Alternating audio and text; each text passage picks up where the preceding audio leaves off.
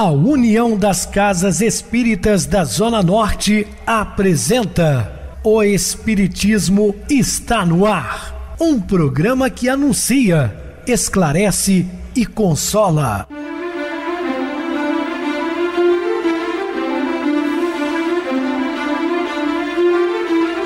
Não se turve vosso coração. Credes em Deus, credes também em mim. Na casa de meu pai há muitas moradas. Se assim não fora, eu vou-los teria dito, pois vou preparar-vos lugar. O Espiritismo está no ar. Sintonize esta frequência. Pare, pense na vida, faça perguntas.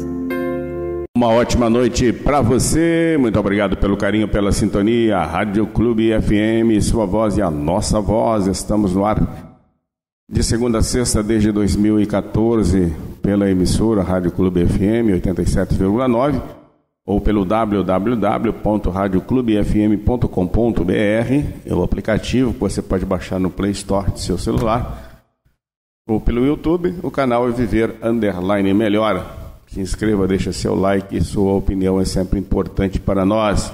Ou acesse o YouTube, digite O Espiritismo Está no Ar.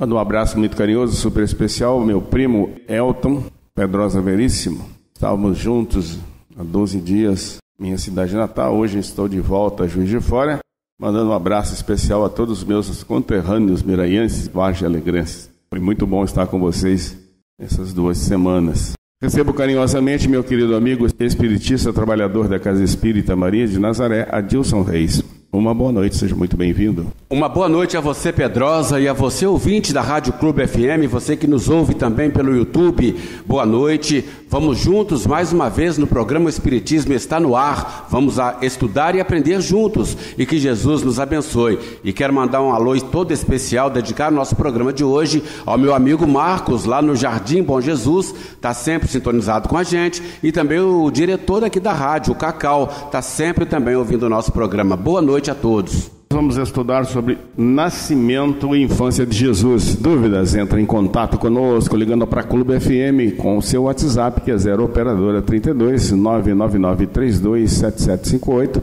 Para falar comigo, utilize a TIM 98801 2675. Meu WhatsApp é 9844949, novamente 59. O e-mail, o Espiritismo Está no Ar, @hotmail.com. Interajam conosco, façam perguntas, tirem dúvidas, podem dar sugestões ao programa, estamos à disposição dos ouvintes. Vamos agora para aquele momento muito especial que é o nosso momento de oração. Sintonize esta frequência, o Espiritismo está no ar, momento de oração. Na maioria das vezes, para praticarmos o bem, exigimos o atendimento a preceitos e cálculos, enquanto que para o mal, apenas de raro em raro, imaginamos as consequências. Todo aquele que sabe fazer o bem e não o faz, comete falta. Cumpre ao homem fazer o bem no limite de suas forças, porquanto responderá pelo mal que resulte de não haver praticado o bem. O Espiritismo, dessa forma, definindo-se não apenas como sendo a religião da verdade e do amor, mas também da justiça e da responsabilidade, vem esclarecer-nos que responderemos não só pelo mal que houvermos feito, mas igualmente pelo mal que decorra do nosso comodismo em não praticando o bem que nos cabe fazer. Estamos apresentando O Espiritismo Está no Ar. Bem, meus amados irmãos, estamos de volta com o assunto da noite, falando do nascimento e infância de Jesus. Previsões sobre a vinda de Jesus. O estudo dos fatos históricos relacionados às previsões da vinda do Cristo tem como base as afirmações de Jesus e a opinião dos apóstolos. Há, porém, um testemunho cujo valor os crentes mais ortodoxos não poderiam contestar, pois que o apontam constantemente como artigo de fé. É o do próprio Deus, isto é, o dos profetas falando por inspiração, anunciando a vinda do Messias. É tão interessante que o profetismo vinha anunciando a vinda do Messias. Infelizmente, para os nossos queridos irmãos de fé judaica, os nossos irmãos judeus, ainda não se cumpriu essa profecia, porque segundo eles, o Messias ainda não veio. É triste, é lamentável, mas infelizmente é a realidade que vivemos. Tenho certeza que se tivesse o Cristo no coração daquele povo, seriam menos belicosos, certamente, não é? Mas não vem o caso, isso aí é uma outra doutrina e um direito deles, a gente não está aqui julgando, apenas dizendo que é triste, né, de não aceitar a vinda do Cristo como o Messias esperado. Mas eu chamo a atenção para um outro segmento dentro do cristianismo que afirma que Elias não é o João Batista reencarnado, porque ele ouviram criança, claro, óbvio, né? Em corpos diferentes, mas o mesmo espírito. Para negar que João Batista não seja o profeta Elias, tem que negar também que Jesus não é o Messias, sem contestação, né? Outras passagens também reencarnacionistas, como Paulo vem ratificar ao homem, foi dado o direito de morrer apenas uma vez e logo a seguir vem o juízo. Então eu já expliquei isso aqui várias vezes no programa, volto a falar. Sou conhecido como Pedrosa, esse corpo morrerá só uma vez, como homem, como espírito eu sou eterno.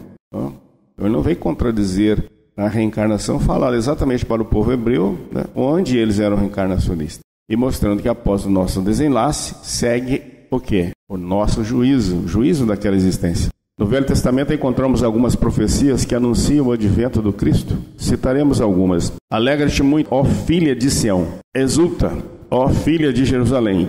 Eis que o teu rei virá a ti, justo e salvador, pobre e montando sobre um jumento, sobre um asninho, filho de jumenta. E ele anunciará paz às nações, e seu domínio se estenderá de um mar a outro, desde o rio até as extremidades da terra. Foi anunciado pelo profeta Zacarias no capítulo 9, versículo de 9 a 10. Então, meus queridos irmãos, podem abrir o seu exemplar bíblico e pesquisar aquilo que estamos dizendo.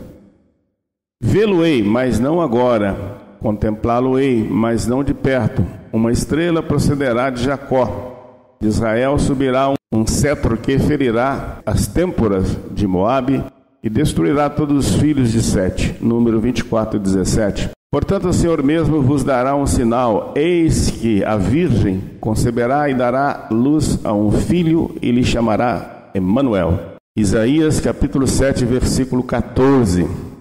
Então, mesmo no Velho Testamento já falam também de Maria. Porque um menino nos nasceu, um filho se nos deu, o governo está sobre os seus ombros, e o seu nome será maravilhoso, Conselheiro, Deus forte, Pai da eternidade, Príncipe da paz, para que se aumente o seu governo e venha paz sem fim sobre o trono de Davi e sobre o seu reino, para estabelecer e firmar mediante o juízo a justiça desde agora para sempre. O zelo do Senhor dos Exércitos fará isto, anunciado pelo profeta Isaías, no capítulo 9, versículos 6 e 7. Deles observaram os profetas de Israel muito tempo antes da manjedoura e do Calvário. Levantar-se-á como arbusto verde, vivendo na ingratidão de um solo árido, onde não haverá graça nem beleza. Carregado de opróbrios e desprezado dos homens, todos lhe voltarão o rosto. Coberto de ignomínias, não merecerá consideração. É que ele carregará o fardo pesado de nossas culpas e de nossos sofrimentos, tomando sobre si todas as nossas dores. Presumireis na sua figura um homem vergado ao peso da cólera de Deus, mas serão os nossos pecados que o cobrirão de chagas sanguinolentas, e as suas feridas hão de ser a nossa redenção. Somos um imenso rebanho desgarrado, mas para nos reunir no caminho de Deus, ele sofrerá o peso das nossas iniquidades. Confirmando as profecias, Jesus nasceu na terra em um ambiente de lutas e conspirações. Então, ele nasce, na verdade, num ambiente hostil, né? Viveu na Palestina durante o reinado de Herodes Antipas, que vai do ano 4 ao ano 37. Herodes Antipas, filho do Herodes o Grande e de Maltasse, era também irmão de Arquelau, nomeado tetrarca da Galileia e da Pérea, em 4 a.C. Depois que Arquelau foi deposto, Antipas recebeu o título dinástico, Herodes, que tinha grande significação internamente e em Roma. Apesar de judeu, mas ele tinha um apreço muito grande pelos romanos e vice-versa. O nascimento de Jesus está também previsto no Novo Testamento, e no 6º mês de gravidez de Isabel, mãe de João Batista e prima de Maria Santíssima, foi o anjo Gabriel enviado por Deus a uma cidade da Galileia, pequena aldeia chamada de Nazaré, e uma virgem desposada com um varão cujo nome era José, da casa de Davi, e o nome da virgem era Maria. E entrando o anjo onde ela estava, disse: Salve, agraciada, o Senhor é contigo, bendita és tu entre todas as mulheres. E vendo-a, ela turbou-se muito com aquelas palavras e considerava que a saudação seria esta. Disse-lhe então o anjo: Maria, não temas, porque achaste graças diante de Deus, e eis que em teu ventre conceberás e darás à luz a um filho, e pôr-lhes-á o nome de Jesus. E este será grande e será chamado Filho do Altíssimo. E o Senhor Deus lhe dará o trono de Davi, seu pai, e reinará eternamente na casa de Jacó, e o reino não terá fim. E disse Maria ao anjo: Como se fará isso, visto que não conheço o varão? E respondendo o anjo, disse-lhe: Descerá sobre ti o Espírito de Deus, e a virtude do Altíssimo te cobrirá com a sua sombra, pelo que também o santo que te há de nascer será chamado Filho de Deus. E eis que também Isabel, tua prima, concebeu um filho em velhice, e este o 6º mês para aquela que era chamada estéril, porque para Deus nada é impossível. Disse então Maria: Eis aqui a serva do Senhor, cumpra-se em mim segundo a tua palavra. E o anjo ausentou-se dela. Registrado pelo evangelista Lucas no capítulo 1, versículos de 26 a 38. Então essa passagem belíssima é uma revelação de Deus a ela, jovenzinha, antes mesmo de estar grávida, que ela daria à luz ao Messias tão esperado. Textos evangélicos informam que, confirmada a gravidez de Maria, ela resolve fazer uma visita à sua prima Isabel, que também estava grávida, no 2º trimestre de gestação. E naqueles dias, levantando-se, Maria foi apressada às montanhas, a uma cidade de Judá, e entrou em casa de Zacarias e saudou a Isabel. E aconteceu que, ao ouvir Isabel a saudação de Maria, a criancinha saltou no seu ventre. E Isabel foi cheia do Espírito Santo e exclamou com grande voz e disse: Bendita és tu entre as mulheres, e é bendito o fruto do teu ventre. E de onde me provém isso a mim, que venha visitar-me a mãe do meu Senhor? Pois eis que, ao chegar aos meus ouvidos a voz da tua saudação, a criancinha saltou de alegria no meu ventre. Lucas, capítulo 1, versículos de 39 a 44. A gestação de Maria aproximava-se do final, quando o imperador César Augusto ordenou se realizasse o recenseamento do povo judeu. E aconteceu naqueles dias que saiu um decreto da parte de César Augusto para que todo mundo se alistasse. Este primeiro alistamento foi feito segundo Cirênio, governador da Síria, e todos iam alistar-se, cada um à sua própria cidade. E subiu da Galileia também José, da cidade de Nazaré, à Judéia, à cidade de Davi, chamada Belém, porque era da casa e família de Davi, a fim de alistar-se com Maria, sua mulher, que estava grávida. E aconteceu que, estando eles ali, se cumpriram todos os dias em que ela havia de dar à luz. E deu à luz o seu filho primogênito, e envolveu-o em panos, e deitou-o numa manjedoura, porque não havia lugar para eles na estalagem. Lucas, capítulo 2, versículos de 1 a 7. O momento do nascimento de Jesus foi percebido por pastores que se encontravam nas proximidades de Belém. Ora, havia naquela mesma comarca pastores que estavam no campo e guardavam durante as vigílias da noite o seu rebanho. E eis que um anjo do Senhor veio sobre eles, e a glória do Senhor os cercou de resplendor, e tiveram grande temor. E o anjo lhes disse: Não temais, porque eis aqui vos trago novas de grande alegria, que será para todo o povo, pois na cidade de Davi vos nasceu hoje o Salvador, que é Cristo, o Senhor. E isto vos será por sinal: achareis o menino envolto em panos e deitado numa manjedoura. E no mesmo instante apareceu com o anjo uma multidão dos exércitos celestiais, louvando a Deus e dizendo: glória a Deus nas alturas, paz na terra, boa vontade para com os homens. E aconteceu que, ausentando-se deles os anjos para o céu, disseram os pastores uns aos outros: vamos, pois, até Belém e vejamos isso que aconteceu e que o Senhor nos fez saber. E foram apressadamente e acharam Maria e José e o menino deitado na manjedoura. E vendo-o, divulgaram a palavra que acerca do menino lhes fora dita. Lucas, capítulo 2, versículos de 8 a 17. Jesus nos fornece inestimável lição quando escolhe a manjedoura como local do seu nascimento.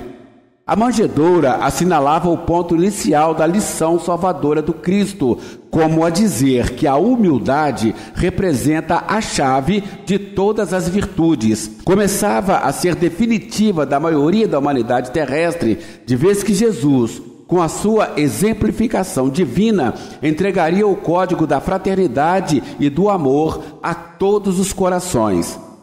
Os textos sagrados nos relatam como ocorreu o nascimento de Jesus e as primeiras implicações daí decorrentes. Tendo nascido Jesus em Belém da Judéia, no tempo do rei Herodes, eis que uns magos vieram do Oriente a Jerusalém e perguntaram: onde está aquele que é nascido rei dos judeus?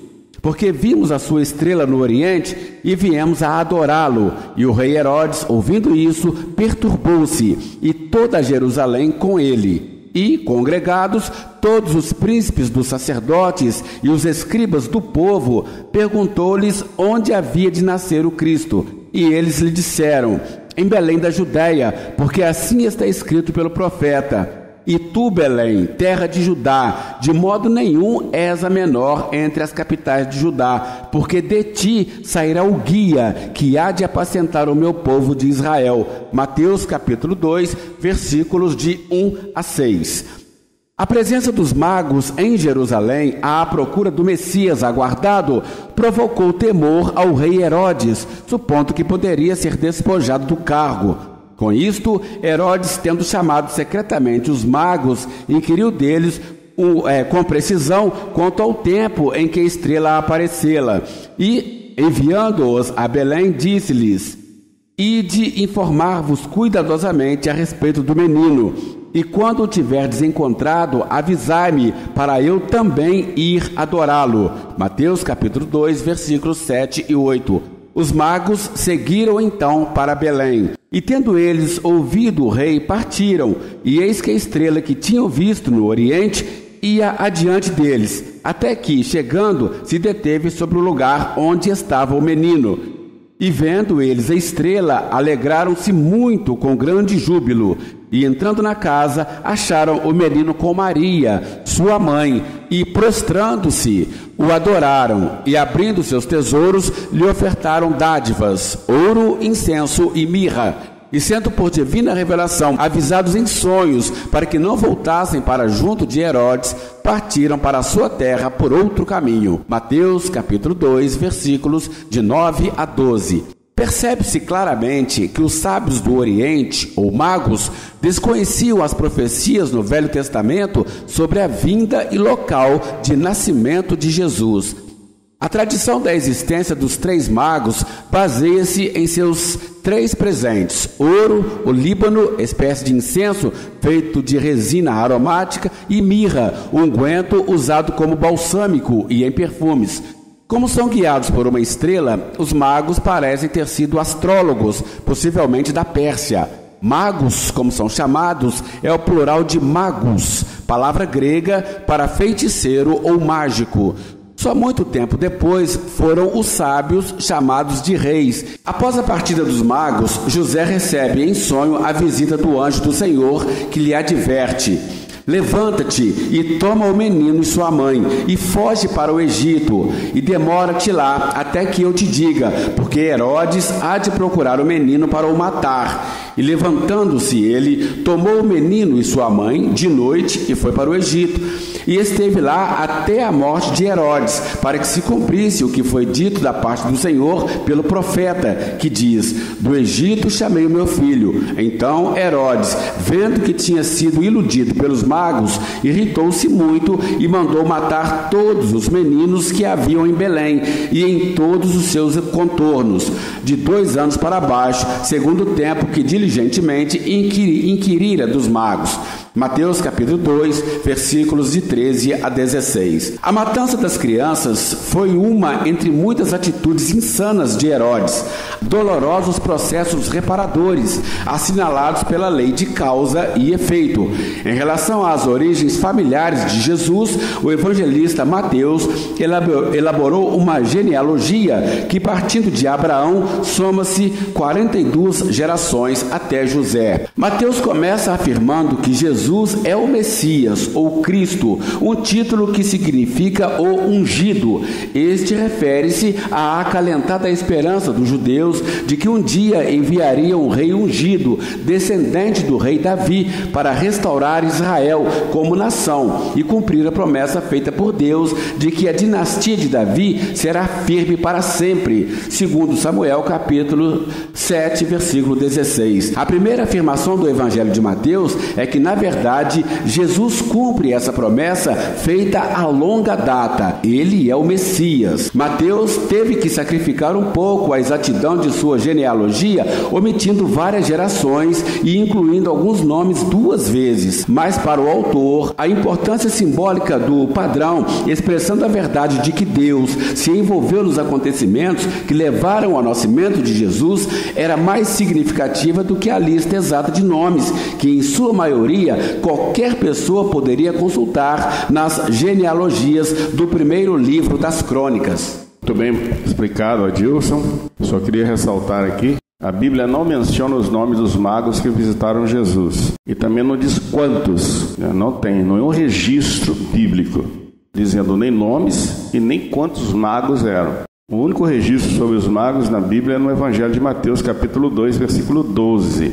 Os nomes atribuídos, que é a Igreja Católica, foram atribuídos aos magos no século IX pelo historiador Agnello, em sua obra Pontificialis Ecclesiae Ravenatis. Então a tradição cristã costuma chamar os magos também de reis, embora não tenha nenhum registro na Bíblia que eles também eram reis. O que nós sabemos é que eles eram seguidores de Zoroastro. Eles seguiam o zoroastrismo e eram seguidores também da astronomia e da astrologia. E é bíblico, né? Eles se orientavam através da estrela de Davi. Vamos agora para o intervalo musical, a seguir a nossa oração final. Que buscais? Jesus dirige a indagação aos 2 discípulos de João, o Batista, que o seguem. Eles mesmos não saberiam dizer por que agiam assim. Seria porque João o apontara como o Cordeiro de Deus? Seria porque algo secretamente dentro deles lhes recordava que haviam renascido para serem os apóstolos do Mestre de Nazaré? Surpreendidos pelo questionamento, respondem com outra pergunta: onde moras? Seremos nós assim também? Afeiçoamo-nos a uma doutrina e a abraçamos. Contudo, se nos indagarem o que buscamos com isso, saberíamos responder? Diríamos que estamos em busca de nossa própria salvação? Ou que estamos aguardando sermos recompensados com o salário, mesmo que seja do trabalhador da última hora? Talvez digamos que aguardamos sermos beneficiados com o arrefecer das nossas dores, que possamos ter diminuídos os resgates que nos conferem expiações dolorosas. Desejaremos, quem sabe, termos computadas como mérito as horas de voluntariado que oferecemos, ou sermos lisonjeados pela nossa dedicação. Importante que meditemos a respeito. Vincular-se a uma doutrina, abraçar um credo religioso, esmerar-se no estudo e na observância do Evangelho deve ser algo raciocinado, ponderado. O Cristo, sintetizando todo o ensinamento do Decálogo, enfeixou-o em uma dupla fórmula: amar a Deus sobre todas as coisas e ao próximo como a si mesmo. Dispor-se a seguir essas regras não deve ter outra motivação senão a própria edificação, a iluminação interior. O homem de Nazaré jamais prometeu recompensas exteriores ou privilégios de qualquer ordem. Convidou-nos a segui-lo como modelo e guia, com o objetivo de construirmos o reino de Deus em nossa intimidade, enquanto galgamos os degraus da felicidade. Dessa maneira, nenhuma questão de ordem particular deve constar das nossas expectativas. O trabalho em que nos empenhamos nos é dado para que nos mantenhamos no rumo, para que não venhamos, uma vez mais, a abandonar os campos da labuta, como já fizemos de outras tantas vezes. Em algum momento de nossa jornada, optamos por nos dedicarmos ao bem, para o bem de nós mesmos, para nos sentirmos felizes. Que podemos mais desejar? Conscientizemo-nos, pois, de que nossa busca seguindo Jesus tem por finalidade a nossa própria iluminação, o concretizar o plano de reabilitação que delineamos antes desta vida para nós mesmos. Melhorarmos-nos para sermos melhores para os que amamos e para os que ainda não amamos, para os que temos próximos a nós e para aqueles que vivem em outros pontos do nosso globo, a humanidade em geral. Esmeremo-nos nesse propósito.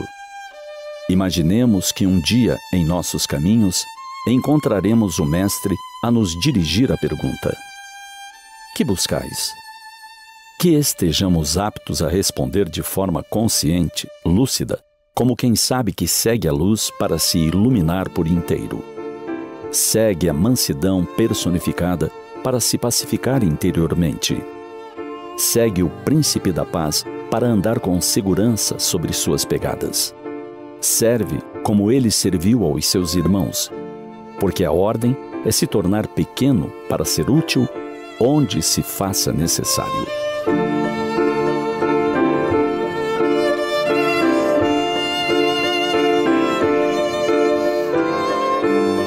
Sintonize esta frequência. O Espiritismo está no ar. Momento de oração. Queridos e amados irmãos em Cristo, muitos dos problemas do dia a dia somos capazes de resolver através de nossos recursos, usando a nossa inteligência de contatos com amigos, familiares, aliados, a otimismo e esforço.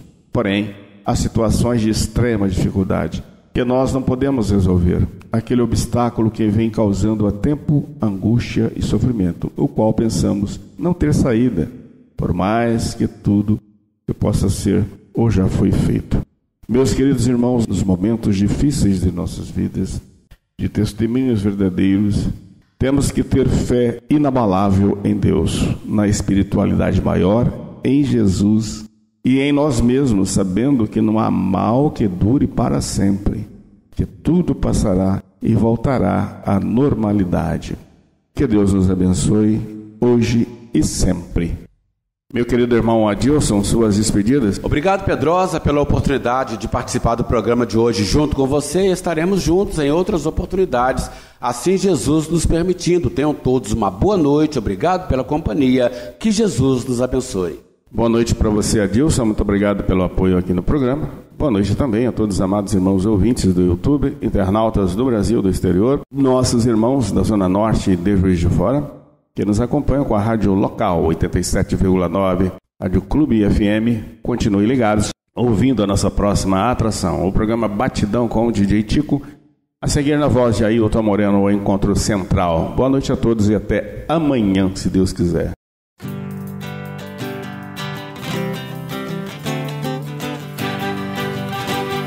A União das Casas Espíritas da Zona Norte apresentou O Espiritismo está no ar, anunciando o Evangelho de Jesus, esclarecendo sua mensagem, consolando corações.